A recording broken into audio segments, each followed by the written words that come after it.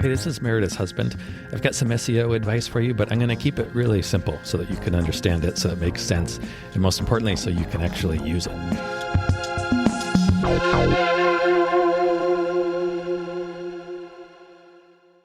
We're going to talk about today something that I think would be really important to most local business owners. Isn't everybody local to somewhere?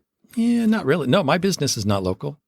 Oh, you're right. Like Meredith's husband, it's not local. So local search results don't really matter. But if you are a local business, which would mean that you service people in a local area, or people walk into your shop. Those are two different types of local business. Yeah. Either way, it's pretty important to show up in local search results. Yeah, right? absolutely. So if somebody does a search on Google for something in their neighborhood and you're in that neighborhood, you want to show up. Or they do, places near me, thrift stores near me. Same thing. Google is going to know where that person is searching from, and they're going to feed them up local results. So you want to get into those listings. Yeah. Today we're going to talk about that. And there's two categories of things that you can do. Yes. And I'm going to split this into two episodes. Today we're going to talk about the first category, and next week we're going to talk about the second category. I knew that. The first category is the on-site stuff, the stuff that you can do to your actual website, and other properties that you control. So things that are completely within your control today. That's good. Number one, can you guess? And the next time we're going to control things that are not in our control? We're going to influence the things that are less under our control, not under our direct control. Okay. But well, I'm coming back things for that that we can do. Yeah. And this one's pretty good too. Yes. Can you guess what the number one thing to do is? If you want to show up in local fill out your results. local Google business That's form. right. Yes. Fill out your Google business profile. She gets one right. Right. So, and I'm going to go through, there's a few things specifically that you can do with that profile to improve your chances of showing up when people search in the area that you want to target. Okay. So number one is your business category. Yes. Google gives you an option. There are several thousand options. Zoologist. If you want to, go ahead. But you do want to you want to be very careful. Don't choose something. Don't try to differentiate yourself here. Okay. Like if you're a photographer, don't say I'm a visual artist. Okay, that's not going to work. Don't say you're a painter, etc. Also, don't make up something. So there is an option. I think Google still has this option where you can write in your own. Don't do that. Choose from one of the ones they offer. Find the most appropriate because they're going to decide. That's going to be their first preference. If you choose something on your own, if somebody does a search for photography and one of their categories is photographer and you choose something like visual artist, they're never going to display you to that person. If you make something up, you're only going to be displayed if there are no photographers that Google can choose from. So either one of those situations, but choose the most accurate one. After you choose the most accurate one, you can add a second one if you want, but make sure that number one, you choose the most accurate business category. Yes. Number two is your address. Yes. So remember, this is a local search feature. Google is going to try to match up people who are in your neighborhood, who are geographically close to you. Your address is important here. Home address or office address? Well, we'll get to that. There are some options with this. And it's kind of a trade-off for a lot of local business owners, especially small business owners. Yeah. But you want to use an address here. Okay. And again, we'll get to that. At the end of this list, I'm going to go over some options for that. So prepared. So number three, you just want to make your Google business profile as complete as possible. You want to fill it all out. We've talked about this before. It's good for SEO. It's just good practice. It's also, it makes you look more impressive. When somebody does a search for your business name or you show up there, it just looks more impressive when that listing is like robust, when it's all complete. It makes you look more official. Now, I would say add images. That's more for users. That's not going to help you rank higher specifically. But when people see that as a photographer, I'm sure you have images. It's nice to get those images in front of people, especially before they even get to your website. Yeah, for sure. Okay. The next point. Don't try to stuff your keywords into your business profile. So don't put the word photography, photographer, etc. throughout your business listing. The one exception is within your business name, you want to include your complete business name, including the photography portion. Okay. Most likely, as a photographer, you're going to have a brand name. In your case, Meredith Zinner Photography. Include the photography by never just use Meredith Zinner. Include the photography. Absolutely. But don't stuff the word photography in other places. That's not necessary. It seems that people do a lot of stuffing. The stuffing is pretty popular. Yeah. Stuffing is delicious. Stuffing. Oh, my gosh. Okay, number 4, the next point. Reviews. It's important to have some reviews. Yeah. For your Google business profile. And I would say it's probably more important to have, this is going to sound obvious, but good reviews. You want to have good reviews. A few good reviews is better than a bunch of pretty good reviews. Oh. Okay. Personally, I would rather have 3 5-star reviews than 10 reviews and 8 of them are 5-star and 2 are 3-star. Mm. This is a case where more is not better. Okay. Better is better. Better is better. Okay, so let's go back to the address because this is a big question. So the ideal here is you want to have your address right in the middle of your geographic target. So wherever it is that you want to appear to people, you probably have a neighborhood in mind, right? Like you have Park Slope. That's a pretty good neighborhood. The ideal situation would be to have your address be right in the middle of Park Slope. Right. Now, that's not always possible. Right. But does it have to be real? It does have to be real. So, yeah. So you can't just say, okay, let's say Park Avenue is a really nice address. Right. I'll just put my address there and that'll get me local people from that area. That, people have certainly tried that. And sometimes that might work for a little while, but that could get your listing banned permanently if you do stuff like that. So the options here are you can use your home address. Mm-hmm. Okay, now we've tried that. Yeah, and then the downside is you can have walk-ins, right, and say, "Hey, I'm ready for some photographs." So I can certainly also there's privacy issues. I wouldn't want to put my home address on. Yeah. So other options, co-working spaces. Co-working spaces are very popular nowadays. Yeah. But you have to be careful. The rules that Google provides are that if you give an address, that address has to be staffed by you or somebody representing your business during business hours. Oh. Now this, to me, a co-working space works here. A co-working space is going to be staffed by someone representing your business during business hours. Right. The catch is you need to have a unique address. What does that mean? So it needs to have a suite number or something that's different. You can't have the same address as 20 other businesses. If they all have the address with no suite number, that's not going to work. That's not going to help much at all. So certainly if you have a co-working space with your own office, you have a suite number. That's great. I would say, and this is a little bit controversial. Some people think this is a good idea. Some people think it's not a good idea. If it were me, if I had a co-working space and I just had a shared desk, I would ask, can I get a mailing address? Yeah.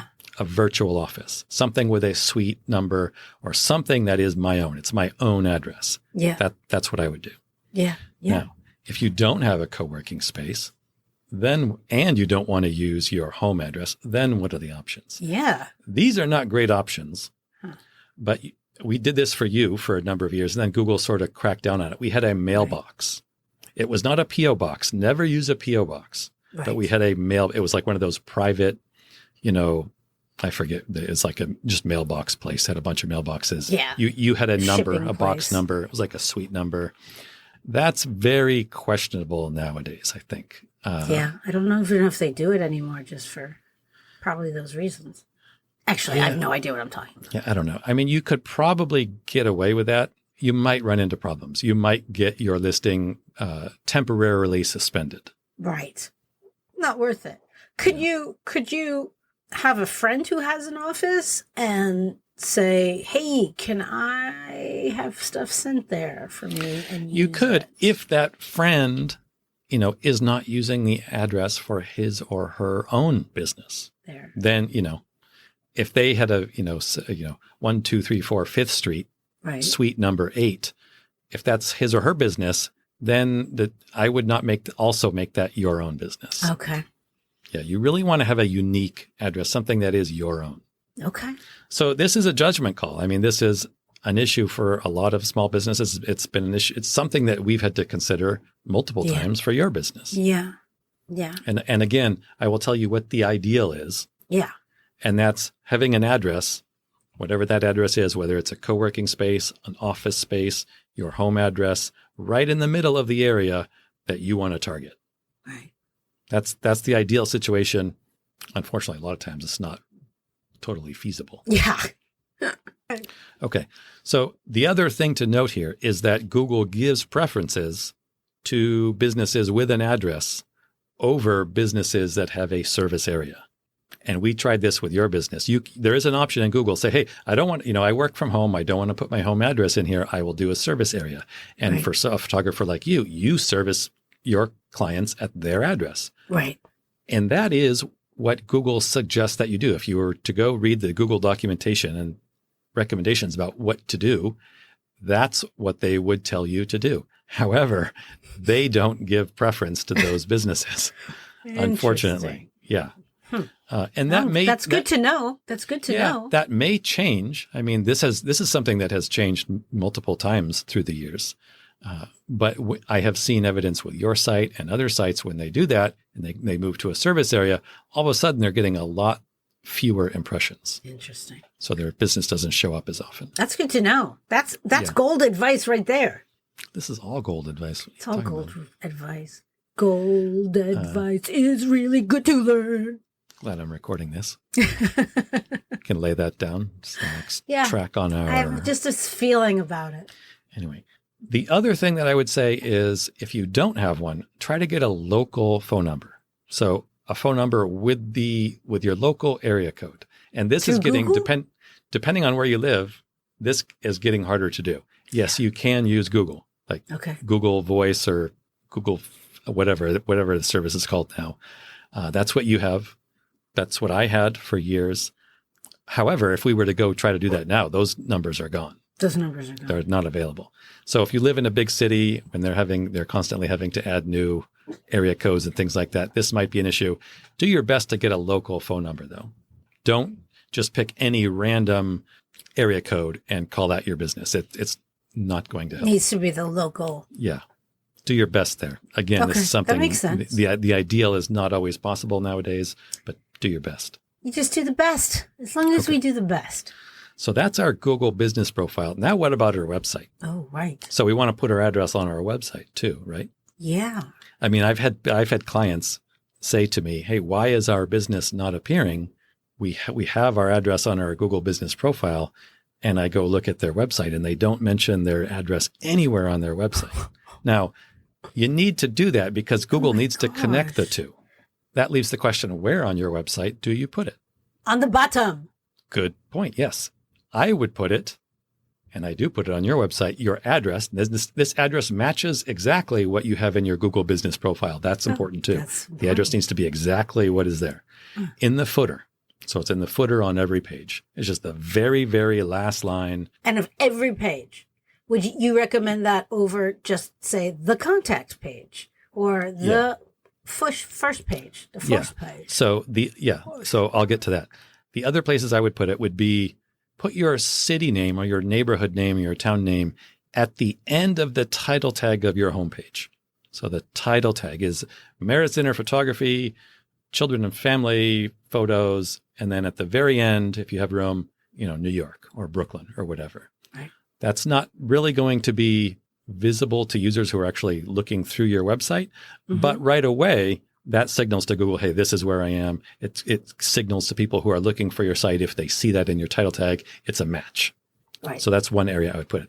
I would also put it, if appropriate, work it into the language on your homepage. Like, hey, I live in Brooklyn, or I work all around Brooklyn and Park Slope or New York. Just make it natural. Do not, and I see people doing this a lot. Stuff the keywords. Right. Don't list at the bottom in your footer or at the bottom of a page all the towns. Don't just create Brooklyn, Carroll Gardens, Clinton Hill, Brooklyn Heights, downtown Brooklyn, Bay Ridge. Right. Don't do that. That's a technique that worked like, I don't know, 8 to 10 years ago, roughly.